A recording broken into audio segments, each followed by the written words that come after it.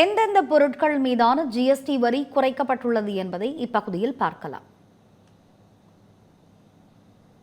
Hair oil, shampoo, பற்பசை மற்றும் பல் flaws போன்ற தனிப்பட்ட பராமரிப்பு பொருட்களுக்கான ஜிஎஸ்டி 18% 5% குறைக்கப்பட்டுள்ளது.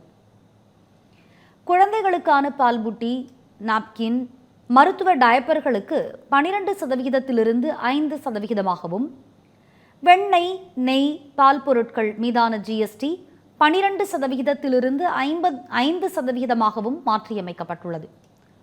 இதேபோல் நொறுக்கு தீனிகளுக்கான வரி 12% 5% குறைக்கப்பட்டுள்ளது.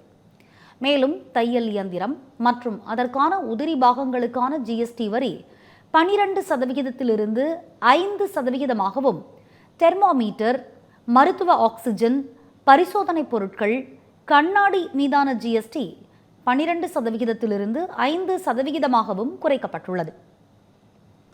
சைக்கிள் மற்றும் அதன் உதிரி பாகங்கள் மீதான ஜிஎஸ்டி வரி 5%, டிராக்டர் மற்றும் டயர் உதிரி பாகங்கள் மீதான ஜிஎஸ்டி வரியும் 5% மாற்றியமைக்கப்பட்டுள்ளதாக நிர்மலா சீதாராமன் தெரிவித்தார். சிமெண்ட் மற்றும் வீடுகளில் பயன்படுத்தப்படும் ஏசி, டிவி, டிஷ்வாஷர்ஸ் உள்ளிட்டவற்றிற்கு 18%, ஆட்டோ, இருசக்கர வாகனங்கள், சரக்கு வாகனங்களுக்கான ஜிஎஸ்டி 28% 18% குறைக்கப்பட்டுள்ளது. மேலும் 1200 சிசி கீழ் உள்ள பெட்ரோல் கார் மற்றும் 1500 சிசிக்கு கீழ் உள்ள டீசல் கார் ஆகியவற்றிற்கு 18% ஜிஎஸ்டியாக மாற்றப்பட்டுள்ளதாக நிர்மலா சீதாராமன் தெரிவித்தார்.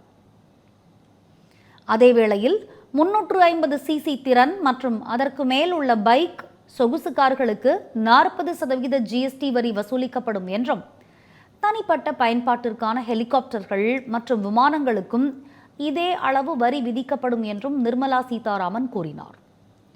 மேலும் தனியார் பயன்பாட்டிற்கான படகுகள் அல்லது பிற கப்பல்கள் உள்ளிட்டவற்றிற்கு 40% ஜிஎஸ்டியும், அதேபோல் சிகரெட், பான் மசாலா, குட்கா உள்ளிட்ட புகையிலைப் பொருட்களுக்கும் 40% ஜிஎஸ்டி வரி விதிக்கப்படும் என்று அறிவிக்கப்பட்டுள்ளது.